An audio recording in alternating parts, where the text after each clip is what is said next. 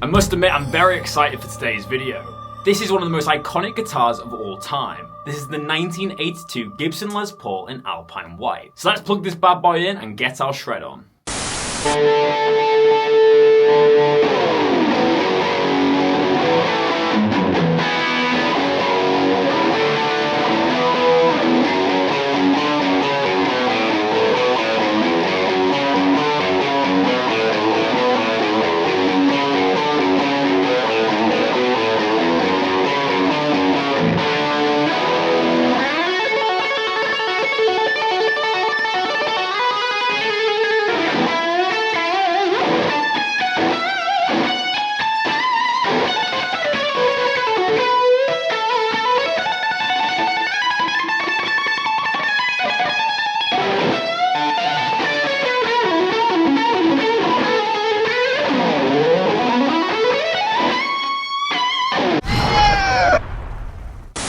Hello guys, welcome back to Squealing Pig Guitars, the home of luxury shred machines here in Nottingham, England. My name is Ben Keightley and today we have a vintage guitar special for you. Today's guitar is a Gibson Les Paul from 1982 and it's such an iconic vintage guitar. This is the colour for a Les Paul Custom in my opinion. The white has aged to this lovely cream colour. We've got original Tim Shaw PAF humbuckers. We have the 80s appointments on the hardware and it just looks the part. So let's get it out of its dusty old chainsaw case and go back in time to 1982 and play some metal. So guys, I'm not gonna lie, I'm extremely excited to be showing you this awesome guitar. I didn't think when I woke up this morning that I'd be demoing a vintage 1982 Gibson Les Paul Custom from the Nolan era. I've always dreamt about owning a guitar like this because they are just so cool and so unique. This looks nothing like a modern day Les Paul Custom. It has its own unique specs, like its headstock shape is very different, the logo is very different, the hardware choices are different.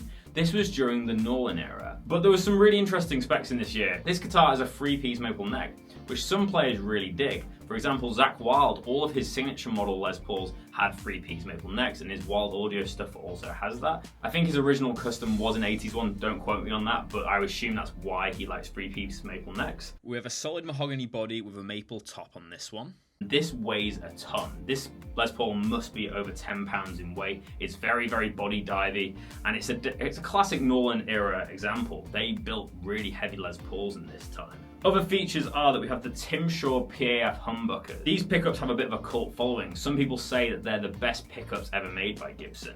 These Tim Shaws are definitely collectible and you definitely want to check that your 82 Les Paul has them in. Here we have the 7-point adjustable bridge that they were using during the 80s. The way you can recognize these bridges is the little smooth slope here. There's no kind of hump where the pin would be. Which is a really interesting way of doing a bridge. You only really see these in the 80s. We don't have the posi lock strap locks on these ones. They're without the diamond shapes, but we've just got the standard ones. I'm unsure if they've been replaced or not. And this is probably the coolest feature, is that we have the wind out tuners. So the reason why Gibson did these was so it was easier to wind your string up and down like you would with a string winder. So it does look a little bit like a transformer, like this would be a pretty decent weapon, so that's an added bonus to this guitar. Obviously we've got gold hardware on this guitar and it has faded out a little bit, but I think that just adds to its vintage charm. You can see here on the Tim Shaw PAFs and the bridge how the gold has come off a little bit. As we work down to our headstock, the 80s Les Paul headstocks are crazy. It doesn't look as good as the modern ones in my opinion, but can't knock it for how unique it looks. Obviously we still have the split diamond inlay, the Gibson logo is very different in this year, and we have the classic Les Paul custom truss rod cover. We have an ebony fingerboard, which is really nice and dark, with mother of pearl block inlays, and we've got the mini black side dots. This neck profile is called a modern C, but it's a very thin C. I'd say a little bit like the Les Paul custom moderns that they're doing now, but just a little bit thinner. It's a very thin neck for a Les Paul.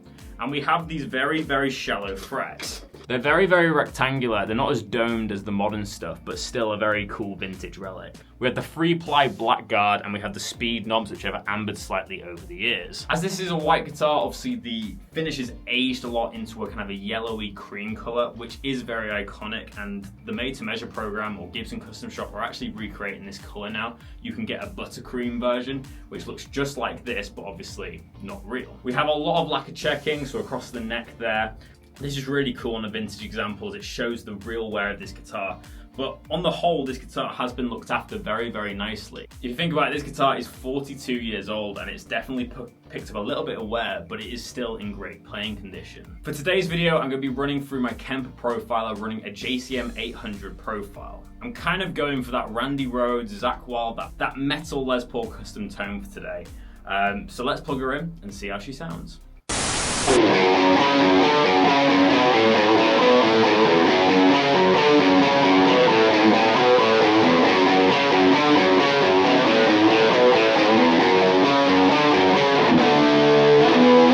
Okay guys, so welcome to the tone demonstration. I'm going to be using the same tone that I used in the intro of today's video. So it's my Kemper profiler loaded up with my JCM 800 patch. I'm using a very hot tube screamer into the front of it, as well as a CE1 chorus replication. This is the bridge pickup. This is what I was using in the intro.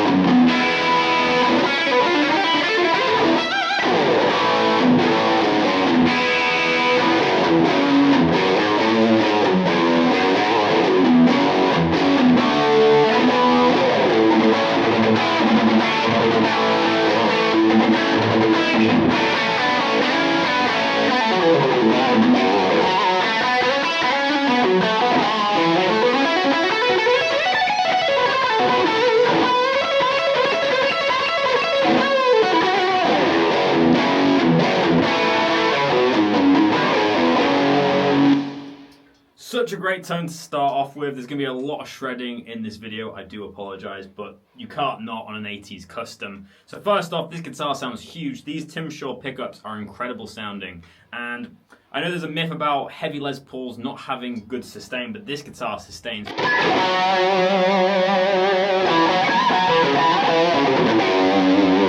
Just has that tone, that very chewy, mid-rangey, shrieky sound that Randy Rhoads got. And I'm really happy with the tone that I got from this.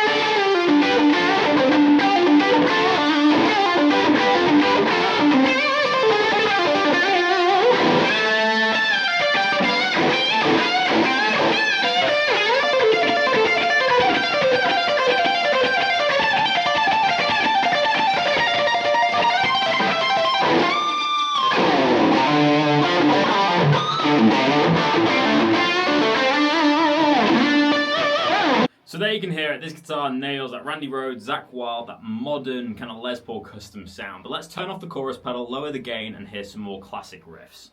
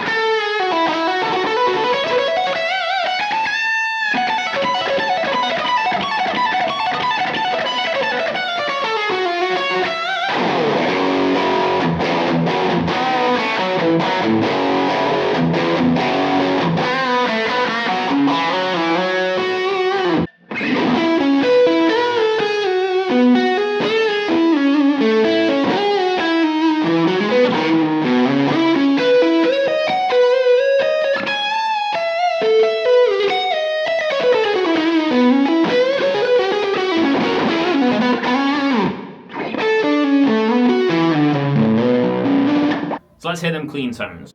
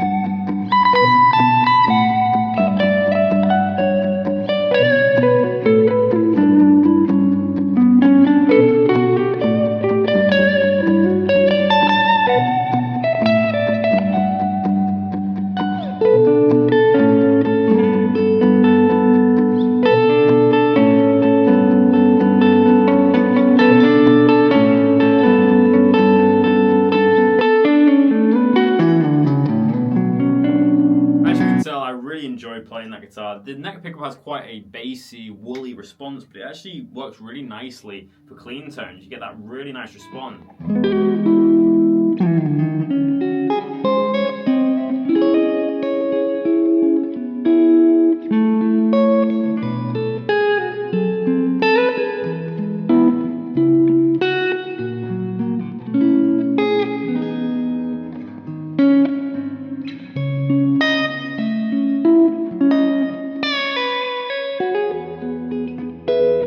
Enjoyed that. This is the middle position, so this is the bridge and the neck. And